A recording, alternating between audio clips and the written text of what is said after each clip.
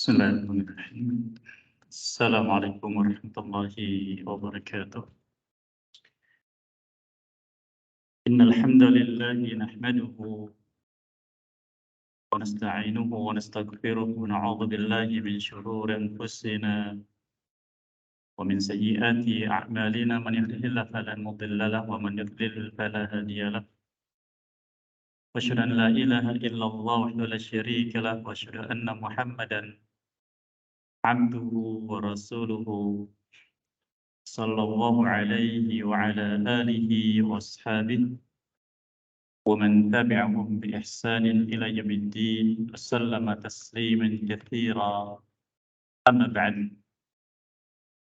Hadirin jemaah salat maghrib yang berbahagia, rahiman iyyakum, alhamdulillah.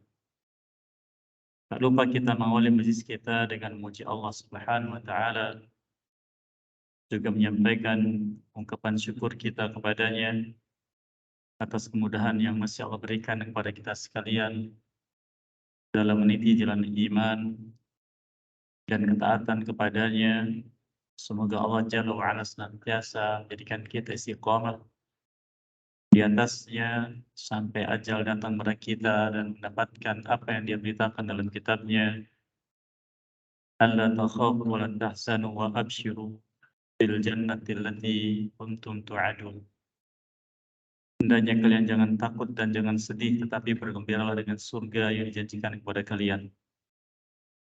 Demikian juga tak lupa kita sampaikan salawat dan salam kepada Nabi kita, teladan kita dan pemimpin kita, Nabi kita Muhammad sallallahu alaihi wasallam, keluarganya, para sahabatnya, dan siapapun yang mengikuti beliau sampai akhir zaman. Kita masih bersama faedah dari kitab Al-Wadih, penjelasan tentang fikih kitab dan sunnah yang ditulis oleh Fadlatul Syekh Dr. Muhammad Badi' Musa hafizahullah ta'ala. Masih bersama kitab shalah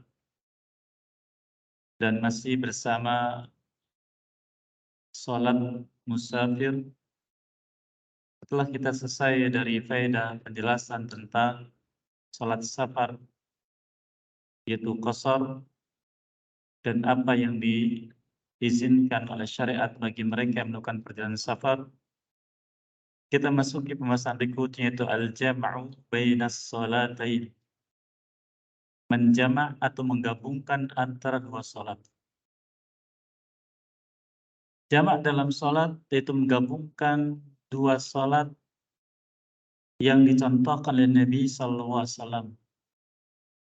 Tidak sembarang salat bisa digabungkan, dikerjakan dalam satu waktu, tapi hanya salat-salat yang diizinkan, yaitu salat zuhur dengan asar dan salat maghrib dengan isya. Salat ini bisa dikerjakan di awal waktu dari keduanya, yaitu zuhur dengan asar dikerjakan di waktu zuhur, maghrib dengan isya dikerjakan di waktu maghrib. Dan demikian juga boleh dikerjakan di waktu yang kedua, yaitu zuhur dan asar dikerjakan di waktu asar, atau maghrib dan isya dikerjakan di waktu isya. Dan menggabungkan dua salat ini diizinkan oleh syariat baik bagi mereka yang musafir, yaitu dalam keadaan safar. Maka mereka menggabungkan dua salat dengan meringkas masing-masingnya atau qashar, sehingga kita kenal dengan salat jamak qashar. Artinya zuhur 2 rakaat dan asar 2 rakaat dalam satu waktu, di awal atau di yang kedua.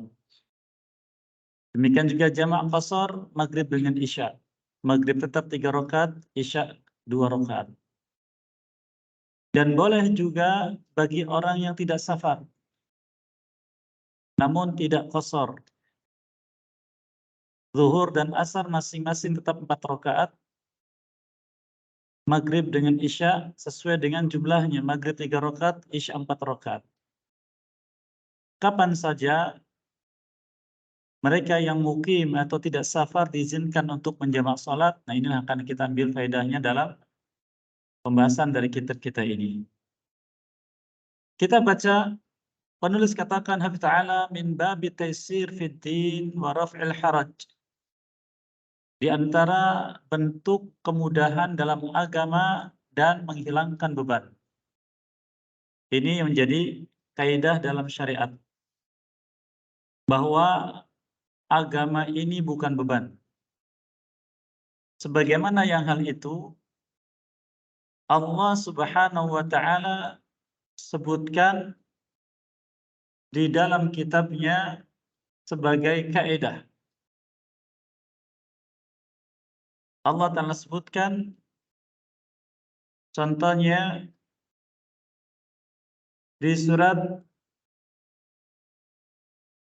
Al-Maidah ayat yang ke-6 ketika Allah menyebutkan tentang ayat wudu.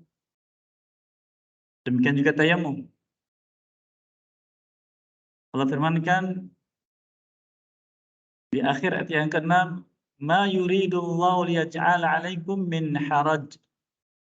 Allah tidak menginginkan memberikan beban kepada kalian sehingga kalian tidak mampu untuk melaksanakannya. Demikian juga hal ini Allah sebutkan di dalam ayat yang lain. Allah firmankan di surat Al-Hajj di ayat yang terakhir, "Wa ma ja'ala 'alaikum fid din min haraj." Dan tidaklah Allah menjadikan agama ini untuk kalian semua sebagai beban yang kalian tidak mampu melakukannya. Oleh karenanya, ada kaidah menyebutkan syariat tentang keadaan yang sulit menyebabkan seseorang mendapatkan kemudahan. Ini menjadi kaidah. Karena pelaksanaan agama kembali kepada kemampuan masing-masing kita.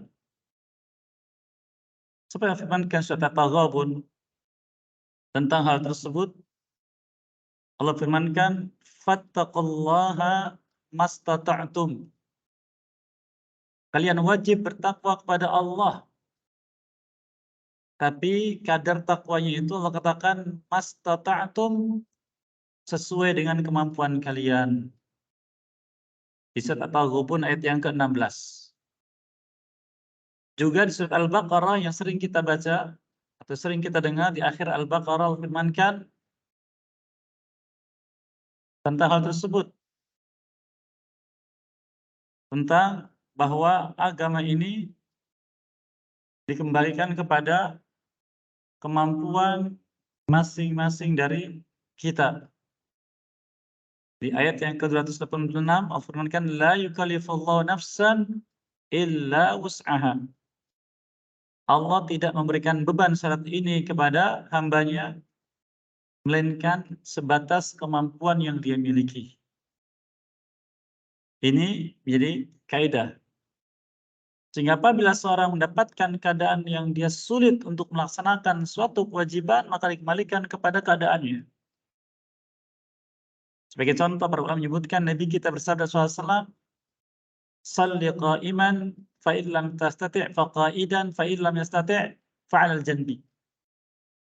Salatlah sambil berdiri. Jika tidak mampu boleh sambil duduk, jika tidak mampu boleh sambil berbaring menghadap sebelah kanan. Ini contoh. Namun sebagian yang tidak memahami tentang kaidah-kaidah dalam agama ini menetapkan harus demikian, tidak boleh yang lain.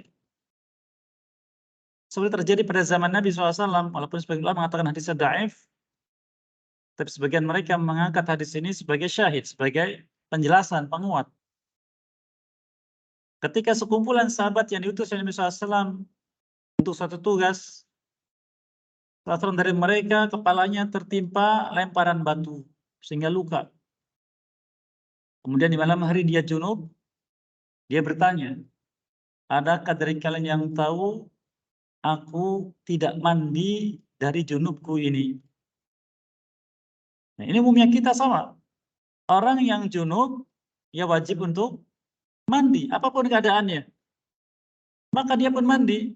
Akhirnya semakin parah sakitnya dan akhirnya meninggal dunia. disampaikan kepada Nabi SAW dengan antara seperti itu, maka beliau marah, mengatakan qataluhu qatalahumullah. Mereka telah membunuhnya, maka semoga Allah memerangi mereka. Jadi kadang membunuh itu tidak juga dengan senjata, tapi kadang dengan fatwa, dengan jawaban, dengan lisan. Maka ini bahaya. Maka berkatakan, ala yas'alu idza lam ya'lamu. Tidakkah mereka bertanya ketika tidak tahu? Fa inna syifa'al 'ayyi as-su'al. Karena obat untuk ketidaktahuan itu adalah bertanya. Ini petunjuk dari Nabi sallallahu alaihi wasallam. Lalu disebutkan cukuplah baginya demikian dan demikian. Itu menjelaskan tentang tayammum. Walaupun junub harus mandi, tapi ketika ada penghalang untuk bisa mandi karena semakin buruk sakitnya, maka langsung diganti dengan tayammum. Ini sebagai contoh. Kita kembali ke masalah ini tentang menggabungkan dua salat atau al-jam'u baina salatain. Dikatakan min babi taysir fid din wa raf'il haraj.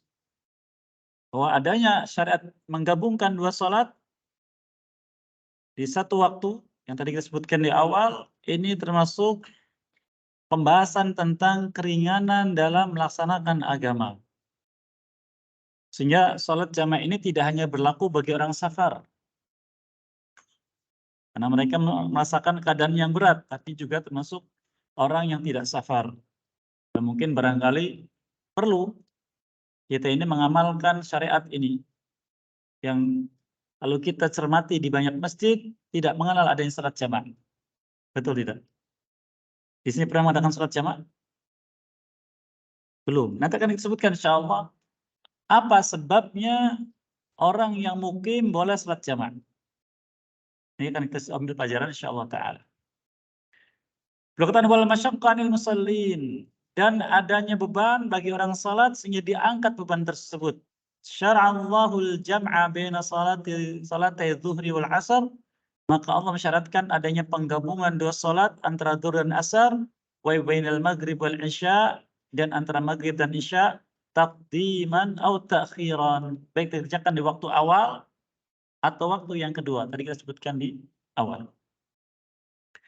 Wa dzalika fil halati thaliyah, dan itu boleh dikerjakan dalam keadaan berikut. Nah, ini yang perlu kita ketahui. Kapan bolehnya kita sholat jamaah? Yang pertama, al-jam'u bi Arafah wal Muzdalifah. Menggabungkan dua sholat, zuhur dan asar, maghrib dan isya, ketika muslimin berada di Arafah dan Muzdalifah. Arafah dan Muzdalifah ada di sekitar Mekah, di luar Mekah.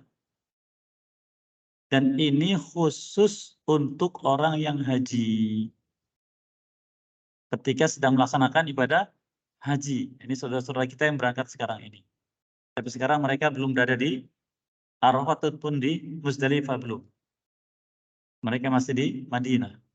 Pemberangkatan yang pertama masih di Madinah. Bagaimana caranya? Kita sebutkan faedahnya di sini. Beliau katakan, qala Syekhul Islam fil Fatawa. Syekhul Islam, ini maksud adalah Abul Abbas Ahmad bin Abdul Halim rahimahullah ta'ala. Beliau mengatakan dalam kumpulan fatwa beliau, min sunnati Rasulillah SAW, di antara petunjuk Nabi SAW yang biasa beliau lakukan adalah annahu jama'a bainal muslimin jami'ahum bi Arafah bainal zuhri wal asr. Bahwa beliau ketika mengumpulkan muslimin saat melaksanakan haji, maka beliau menggabungkan antara zuhur dan asar saat berada di Arafah. Nah, yang punya pengalaman melaksanakan haji di Arafah itu masuk setelah tergelincir matahari. Itu setelah masuk waktu zuhur. Maka ketika salat zuhur, salatnya jamak di waktu zuhur. Sehingga setelah itu fokus untuk berdoa di Arafah sampai tenggelam matahari. Lalu pergi ke Muzdalifah. Karena kesibukan dan beban yang ada di sana. Wa bi Muzdalifah bainal maghrib wal isya. Kemudian ketika sampai di Muzdalifah menggabungkan antara maghrib dan isya. Ini biasanya di waktu isya, karena dari Arafah perjalanan setelah tenggelam matahari. Wa kana ma'hu khuluqun katsir, dan saat itu orang yang melaksanakan haji sangatlah banyak. Mimman manziluhu duna masafatil qasr min ahli Makkah wa ma hawlaha. Semua muslimin, baik yang bersama beliau datang dari Madinah atau daerah-daerah sekitarnya, dan juga yang asli penduduk Mekah dan sekitarnya bergabung. Semuanya melaksanakan ibadah haji. Sehingga ada yang salatnya qasar, ada yang salatnya tidak qasar, sempurna. Mengikuti Nabi SAW. Hal ini sebagian disebutkan dalam beberapa riwayat yang dibawakan penulis di sini. Hafidz ta'ala, yang pertama riwayat Imam Bukhari dari sahabat yang mulia Abi Ayyub Al-Ansari radhiyallahu anhu. Beliau katakan anna Rasulullah SAW jama'a fi hajjil wada' al-maghriba wal isya bil Muzdalifah. Bahwa Nabi SAW beliau menjamak salat maghrib dan isya ketika melaksanakan haji wada' di Muzdalifah. Nah, ini khusus untuk yang melaksanakan ibadah haji.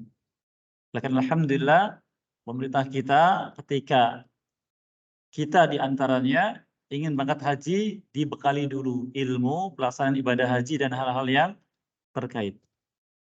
Karena kaidahnya al-ilmu qabla al-qawli wal amal. Ilmu sebelum bicara dan beramal. Hadis yang kedua beliau katakan an Ibnu Umar radhiyallahu anhuma, dari Ibnu Umar radhiyallahu anhuma beliau katakan jama'an Nabi SAW bainal maghrib wal isya bi jam'in kullu wahidatin minhuma bi iqamatin wa lam yusabbih bainahuma wala ala ithri kulli wahidatin minhuma. Rahul Bukhari. Kata Ibnu Umar radhiyallahu anhuma bahwasanya Nabi SAW pernah menjamak salat maghrib dan isya masing-masing dengan satu iqamah dan tidak ada zikir di antara keduanya dan setelahnya. Jadi kata para ulama, untuk salat jamaah ini ada muadzin azan. Selesai azan dia langsung iqamah, kemudian salat yang pertama. Ketika salam, iqamah lagi, kemudian salat yang kedua. Ini yang pertama. Jadi ketika berada di mana tadi? Arafah dan Muzdalifah, tapi khusus untuk mereka yang haji. Yang kedua, bolehnya jamak ketika safar. Kami sudah sebutkan kapan suatu perjalanan dikatakan safar. Memang ulama beda pendapat. Ada yang mengatakan kalau sudah sampai 3 km perjalanan. Yang lain mengatakan kalau sudah sampai sekian-sekian. Memang banyak hadis menyebutkan hal tersebut, tapi sebagiannya tidak menyebutkan batasan. Sehingga kebanyakan ulama ketika meneliti hadis-hadis tadi, mereka mendapati satu hadis menyebutkan di antaranya la tahillu limra'atin an tusafira masirata yaumin wa lailatin illa ma'a dhi mahramin atau kama qala sallallahu. Tidak halal bagi seorang wanita mengadakan perjalanan safar membutuhkan waktu sehari dan semalam kecuali diiringi mahram. Maka mereka mengadakan penelitian mencoba perjalanan sehari semalam dengan onta. Ternyata ketika diukur sekitar 80 km sekian. Sehingga dari sini mereka berkesimpulan bahwa apabila jarak perjalanan tujuannya mencapai jarak sekian, maka perjalanan itu sudah dikatakan safar. Tapi kalau belum mencapai sekian, belum dikatakan safar. Contoh, saya pergi, tujuan saya ke Semarang. Semarang berapa kilometer? 200. 200-an kilometer. Baru sampai Brebes, boleh tidak jamak qashar? Brebes berapa kilo? 60 kilo. Boleh jamak qashar? Boleh. Kenapa? Tujuannya lebih dari 80 kilometer. Tujuan saya ke Kuningan. Sampai di Kuningan, boleh tidak jamak qashar? Kenapa? Belum mencapai jarak itu. Nah ini, di antara pendapat pertengahan. Sehingga memudahkan kita. Yang lain mengatakan, oh tidak. Itu kembali kepada uruf. Uruf itu bagaimana penduduk kita tinggal menilai perjalanan itu. Kalau mereka mengatakan ke Kuningan sudah safar, ya berarti safar. Kalau belum, berarti belum.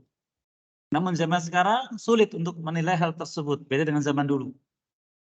Karena sekarang, jangankan ke Kuningan, ke Surabaya bisa dikatakan bukan safar. Pesawat cuma 40 menit dari Kertajati. Dan sebagainya. Tapi kita kembali kepada apa yang disebutkan para ulama untuk memudahkan kita dalam melaksanakan syariat Allah Subhanahu wa taala. Baik. Yang kedua safar. Kata beliau an Anas bin Malik radhiyallahu anhu, qala kana Nabi sallallahu alaihi wasallam idza irtahala qabla an tazigha asy-syamsu akhara adh-dhuhra ila waqtil 'asri thumma yajma'u bainahuma wa idza zaghat shalla adh-dhuhra thumma raqiba. Kata Anas bin Malik radhiyallahu anhu, Anas bin Malik ini kalau menceritakan tentang Nabi SAW, beliau sangat akurat. Kenapa akurat? Karena beliau pembantunya, mengiringi terus. Apa kata beliau? Nabi SAW ketika ingin safar, dan perjalanan itu sebelum matahari tergelincir, maka salat zuhurnya ditunda sampai waktu asar, lalu menjamak keduanya. Jadi kita mau ke Jakarta, berangkat jam 11. Maka salat zuhurnya di mana? Di Jakarta, zuhur dan asar. Kemudian dikatakan, dan apabila berangkatnya setelah masuk waktu zuhur, maka beliau salat zuhur kemudian pergi. Hanya salat zuhur saja di sini. Asarnya kapan? Nanti waktu asar. Sudah sampai tujuan. Tinggal salat asarnya saja berapa rakaat? 2 rakaat saja. Jadi 4 rakaat, 2 rakaat. Nah ini yang dilakukan oleh Nabi SAW. Hadis yang kedua, wa an Mu'adz bin Jabal radhiyallahu anhu, anna Rasulullah SAW kana fi ghazwati Tabuk. Idza zaghati syamsu qabla an yartahil jama' baina adh-dhuhra wal 'asar. Wa in yartahil qabla an tazigha syamsu akhara adh-dhuhra hatta yanzila lil 'asr. Wa fil maghrib mithla dhalik in ghabati syamsu qabla an yartahil jama'a baina al-maghrib wal isya wa in yartahala qabla an taghiba syamsu akhara al-maghrib hatta yanzila lil isya thumma jama' bainahuma. Bahwa Rasulullah SAW ketika perang Tabuk, Tabuk itu di Syam, walaupun tidak terjadi pertempuran, ini perjalanan untuk perang melawan bangsa Romawi, tapi tidak terjadi pertempuran. Apabila beliau mengadakan perjalanan, matahari sudah tenggelam dan beliau belum berangkat. Matahari tenggelam, beliau belum berangkat. Maka menjamak zuhur dan asar. Nah ini beliau bukan di Madinah, dia sudah di luar. Jadi sudah dalam perjalanan safar. Karena dari Madinah ke Tabuk itu sekitar 1 bulan perjalanan. Pasukan jalan kaki itu 1 bulan. Sehingga harus singgah bermalam. Maka ketika singgah bermalam ini ingin berangkat, atau singgah istirahat ingin berangkat, nah ini waktunya siang. Matahari sudah tergelincir, tapi belum mengadakan perjalanan, maka salatnya jamak di tempat itu. Dan jika berangkat, matahari belum tergelincir, artinya belum masuk waktu zuhur, salat zuhurnya nanti ditunda sampai masuk waktu asar, baru menggabungkan zuhur dan asar. Demikian juga dengan salat maghrib dan isya ketika matahari tenggelam. Seperti itu. Kemudian beliau katakan, wa fi hadza, dalam hadis-hadis tadi kita bisa ambil petunjuk kata beliau. Dalalatun zahiratun ala jam'i taqdim wa jam'i takhir. Ada petunjuk yang jelas sekali dari Nabi SAW bolehnya menggabungkan dua salat, zuhur dan asar, maghrib dan isya, baik di waktu awal namanya takdim atau di waktu yang kedua namanya takhir. Takdim itu didahulukan di waktu awal, takhir diakhirkan di waktu yang kedua.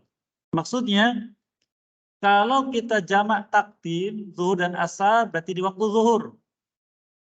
Maghrib dan isya di waktu maghrib. Namanya jamak takdim. Kalau jamak takhir, zuhur dan asar dikerjakan di waktu asar. Maghrib dan isya di waktu isya. Namanya jamak takhir. Nah, ini istilahnya biar kita tahu dan terbiasa. Beliau katakan, qala Syekhul Islam fi Jami' Rasail. Beliau katakan di Jami' Rasail, yaitu kumpulan risalah. Mungkin kita bertanya, kenapa penulis sering menukilkan ucapan Syekhul Islam, walaupun kadang menukilkan yang lain? Karena apa yang disebutkan di dalamnya ini mengikuti nas hadis. Mengikuti nas hadis. Dan ini banyak kesesuaiannya antara dua madhab. Yaitu madhab Syafi'i dengan madhab Hambali. Rahimah ajma'in. Beliau katakan wal maksudu, maksudnya di sini adalah annallaha lam yubih li ahadin an yuakhir as-salah an waqtiha bihalin. Bahwa Allah tidak mengizinkan siapapun untuk mengakhirkan pelaksanaan waktu salat apapun keadaannya. Karena sengaja mengakhirkan waktu salat tanpa alasan yang syariatkan, ini dicela oleh Allah. Disebutkan dalam surat apa itu? Al-Ma'un. Fawailul lil musallin alladzina hum an salatihim sahun. Wail, celaan dari Allah SWT bagi orang yang salat. Itu orang yang lalai dari salatnya, kata ulama, lalai dari salat yaitu mengerjakannya di akhir waktu, sengaja. Maka beliau katakan tidak boleh. Kama lam yubih lahu an yaf'ala qabla waqtiha, sama saja seperti tidak bolehnya mengerjakan salat sebelum waktunya. Contohnya orang datang masuk ke sini, dia salat isya. Kenapa salat isya? Dia maghribnya sudah di masjid yang sebelah sana. Tidak boleh. Kenapa? Belum waktunya. Falaisa jam'ut ta'khir bi aula min jami' taqdim. Maka jamak takdim dan jamak takhir sama saja. Jangan kemudian afdolnya jamak takdim atau afdolnya jamak takhir, tidak, sama.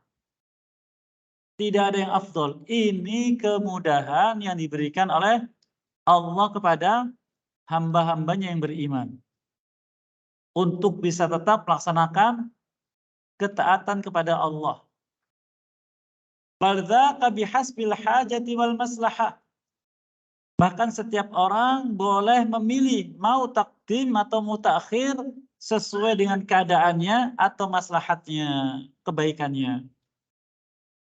Contoh sekarang dari kita mau berangkat keluar kota safar. Salat maghribnya sudah, dia lupa untuk salat isya. Maka silakan salat isyanya nanti ketika dalam perjalanan. Perjalanan zuhurnya belum masuk waktu zuhur. Tidak boleh dia salat menunggu waktu zuhur. Kemudian dijamak, boleh. Kemudahan. Faqad yakuna hadza afdal. Bahkan mungkin bagi seseorang yang afdal baginya karena keadaannya dan kebutuhannya jamak takdim. Bagi yang lain jamak takhir, beda-beda. Sesuai dengan keadaannya dan kebutuhan dan maslahat. Wa qad yakunu hadza afdal. Mungkin bagi yang lain yang sisi lainnya lagi afdal. Wa hadza madhhab jumhurul ulama, dan inilah pendapat kebanyakan ulama. Kalau dikatakan jumhur ulama itu kebanyakan. Jadi kalau kita mengenal mazhab fikih ada 4, mazhab Hanafi, mazhab Maliki, mazhab Syafi'i, mazhab Hambali, maka jumhur itu berarti 3 di antaranya. Itu namanya jumhur kebanyakan. Wa huwa zahiru mazhab Ahmad, dan inilah yang nampak dari mazhab Imam Ahmad. Yang nampak dari mazhab Imam Ahmad, pendapatnya demikian. Wa qala rahimahullah ta'ala, dia pun berkata lagi di Majmu' Fatawa, wa fi'lu salati fi waqti aula minal jam'i idza lam yakun alaihi haraj. Maka mengerjakan salat 5 waktu sesuai dengan waktunya masing-masing itu lebih utama daripada mengerjakannya dengan jamak jika tidak ada beban. Contohnya kita mau perjalanan, maghrib di waktu maghrib, isya di waktu isya, subuh waktu subuh, begitu seterusnya. Ini ya afdal. Kalau tidak ada beban. Tapi kalau ada beban, yang boleh digabungkan di jamak. Contohnya dalam perjalanan. Berangkat sebelum zuhur, nyampe asar, penat. Jamak antara zuhur dan asar, boleh. Bikhilafil qasr, berbeda dengan qasar. Maka qasar ini kemudahan yang Allah berikan pada hamba. Fa inna salata rak'ataini afdal min salati arba' inda jamil ulama. Maka seorang musafir ketika dia safar, yang afdal baginya salatnya 2 rakaat, bukan 4 rakaat. Walaupun boleh. Karena seorang dari kita safar, berangkat sebelum zuhur, tapi pengen salatnya tepat waktu setiap salatnya. Zuhur waktu zuhur, asar waktu asar. Tidak mau jamak, boleh. Tidak ada bedanya. Mau jamak boleh, mau tidak jamak juga boleh. Namun yang afdal baginya ketika salat zuhur, maka salatnya berapa rakaat? 2 rakaat itu yang afdal bagi dia. Bukan 4 rakaat. Karena demikianlah petunjuk Nabi sallallahu alaihi wasallam. Adapun jamak dan tidak jamak ini hanya boleh saja. Adapun qasar sangat ditekankan. Ada gambaran jemaah? Jadi tidak harus jamak itu harus qasar, tidak. Tidak. Jamak itu boleh saja. Adapun qasar sangat ditekankan agar dilaksanakan bagi musafir.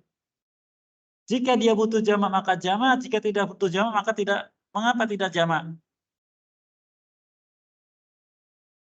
Lu katakan.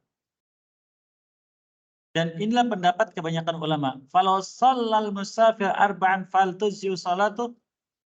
Jika seorang musafir salat 4 rakaat, apakah salatnya mencukupi? Artinya sah? Ala qaulain, ada 2 pendapat kata beliau.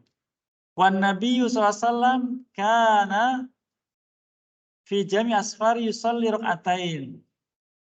Dan Nabi SAW setiap kali melaksanakan safar, salat yang 4 rakaat dikerjakan hanya 2 rakaat. Walau yusalli fi safar arba'an qad, dan belum pernah dalam safarnya salat yang 4 rakaat dikerjakan tetap 4 rakaat, tidak. Beliau dikerjakan 2 rakaat. Wala Abu Bakar wala Umar, tidak juga demikian dengan Abu Bakar, tidak juga dengan Umar radhiyallahu anhuma ajma'in.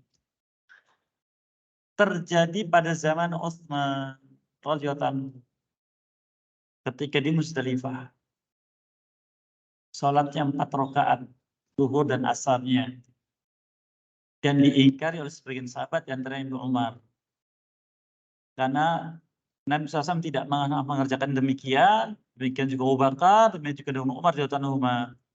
Tapi beliau tetap melaksanakannya 4 rakaat. Demikian juga Ibnu Mas'ud radhiyallahu anhu.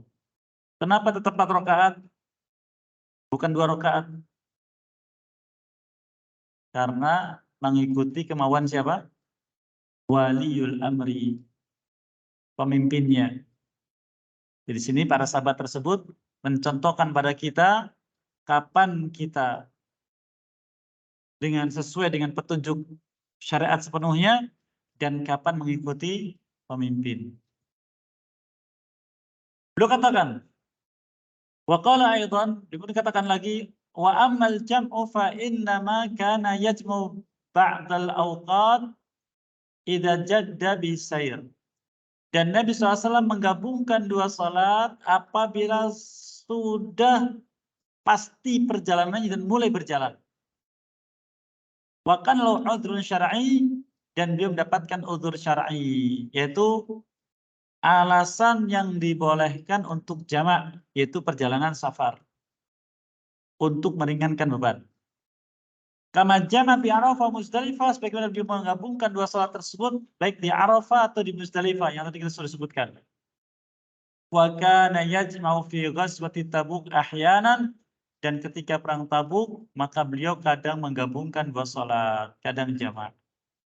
Ini mencontohkan bahwa jamak itu bukan harus, tapi kalau dibutuhkan silahkan, khususnya ketika safar. Tapi kalau qashar bagaimana? Harus. Falasal qasru kal jama', maka salat qashar tidak seperti salat jamak. Balil qasru sunnatun ratibah, bahkan qashar itu sunnah yang ditekankan dari Nabi SAW. Setiap kali kita safar, qashar. Setiap kali kita safar, qashar, begitu. Adapun jamak, silakan kalau mau, kalau butuh. Contoh, kita perjalanan ke Jakarta dengan mobil, mampir rest area karena masuk waktu zuhur. Pengen santai, saya sih sholat zuhur aja 2 rakaat. Sholat 2 rakaat, lalu jalan lagi.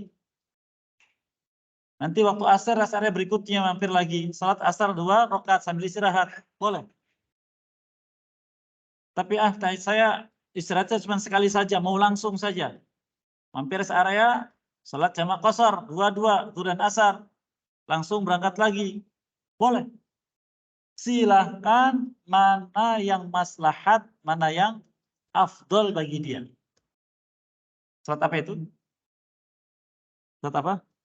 Jamak. Kalau qashar harus ketika safar. Karena Rasulullah tidak pernah meninggalkan qashar ketika safar. Wa amal jamu fa innahu rukhsatun 'aridah, adapun jamak rukhsah keringanan yang diambil karena kebutuhan. Wa man yusawwi min al-'amati bil jam'il qasar fa huwa jahilun bi sunnati Rasulullah sallallahu bi aqwali ulama'il muslimin, dan barang siapa berpendapat bahwa kalau salat itu qasar berarti harus jamak, kalau jamak berarti harus qasar, identik, maka berarti dia kurang mengerti sunnah Rasulullah SAW. Demikian juga kurang mengerti pendapat para ulama muslimin dari berbagai mazhab. Ini kebanyakan kita orang awam. Kalau jamak ya harus qasar, kalau qasar ya harus jamak.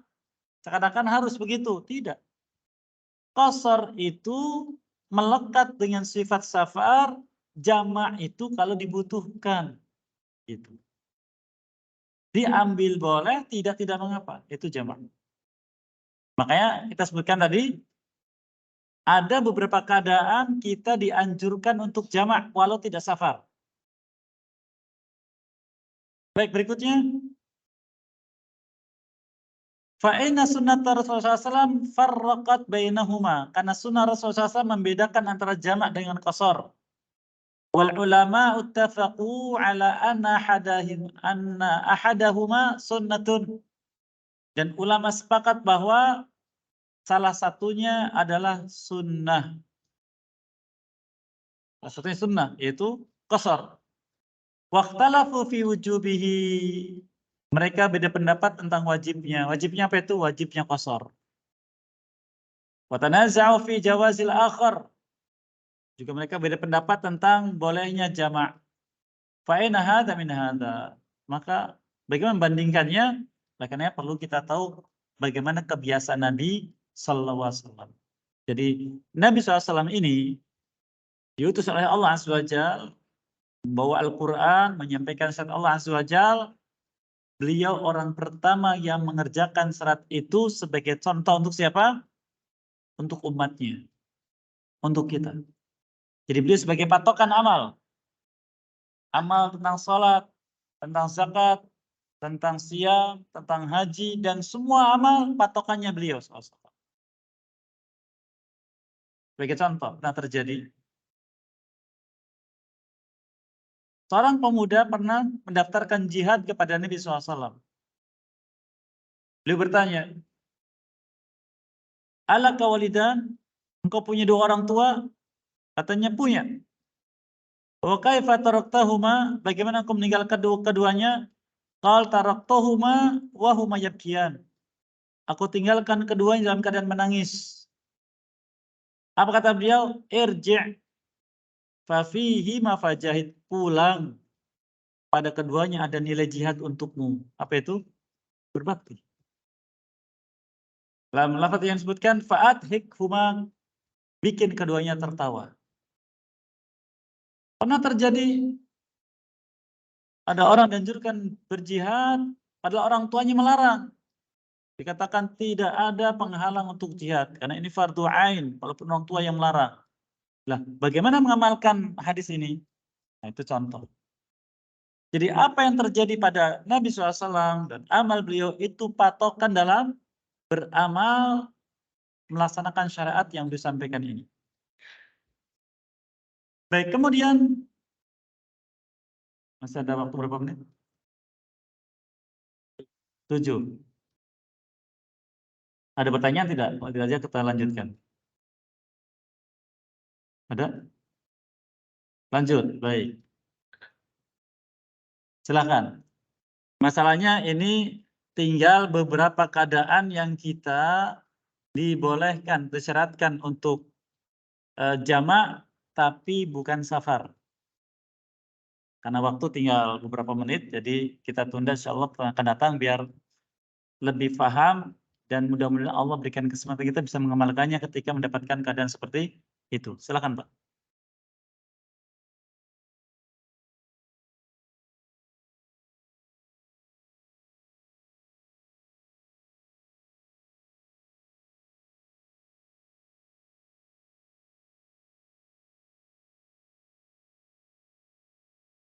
Baik, barakallahu fikum wa jazakumullah. Terkait dengan masalah jamak takhir,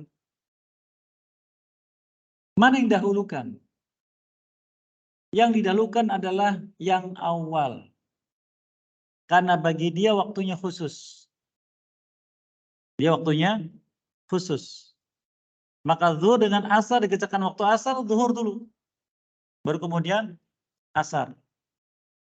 Maghrib dengan isya, di waktu isya, maghrib dulu baru kemudian isya. Bagi dia waktunya khusus. Sebagaimana dalam hadis lain yang bisa menyebutkan tentang kasus lain. Disabdakan, man nama an salatin aw nasiyaha falyusalliha idza dzakaraha. Kama qala sallallahu. Barang siapa tertidur dari salat atau lupa, maka salatlah saat dia ingat. Contoh sekarang ada dari jamaah ketika waktu subuh tadi lupa salat subuh, dia kesiangan bangunnya. Lihat jam sudah jam 7. Dia buru-buru mandi pergi ke kantor, lupa salat subuh. Di kantor, ya namanya orang biasa melaksanakan 5 waktu, ada yang galau tapi tidak tahu apa ini sebabnya. Sudah asar lupa dia. Ada pengajian baru ingat, iya tadi saya tidak salat subuh. Kapan dia salat subuhnya? Kapan, Pak? Nanti besok, sekarang. Idza dzakara dia ingat, kata ulama, waktu bagi dia khusus. Idza dzakara, langsung dia ke sujud salat 2 rakaat. Idza dzakaraha, apabila dia ingat. Ada gambaran, Pak? Jadi ada sebagian orang waktunya khusus. Seperti sholat jamak takhir tadi, maka khusus bagi dia. Demikian Allah. Masih ada?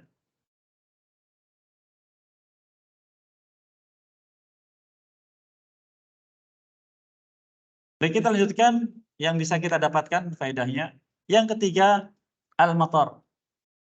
Saat turun hujan. Hujan yang bagaimana? Yaitu hujan yang menghalangi seseorang atau jamaah masjid menuju masjid.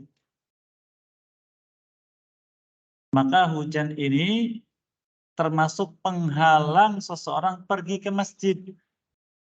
Sehingga menjadi rukhsah. Ketika turun hujan, dia tidak pergi ke masjid.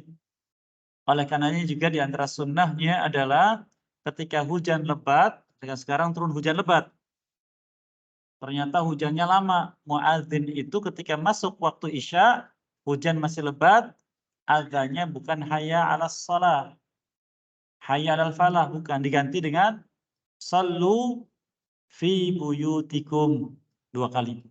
Sallu fi buyutikum atau sallu fi rihalikum. Nah, begitu. Ini bagi yang ada di rumah. Tapi bagi yang ada di masjid, sudah sampai di masjid, hujan besar. Ya, lama. Maka ketika menjelang akhir salat maghrib, hujan masih lebat. Maka imam boleh menyuruh muadzin untuk iqamah lagi salat Isya. Jadi maghrib dan Isyanya di waktu maghrib. Jamak. Ada gambaran? Belum pernah seperti itu ya? Jadi, ini apa-apaan kok jamak sih? Kita kan tidak safar. Nah, makanya tadi dijelaskan bahwa jamak dan safar itu berbeda.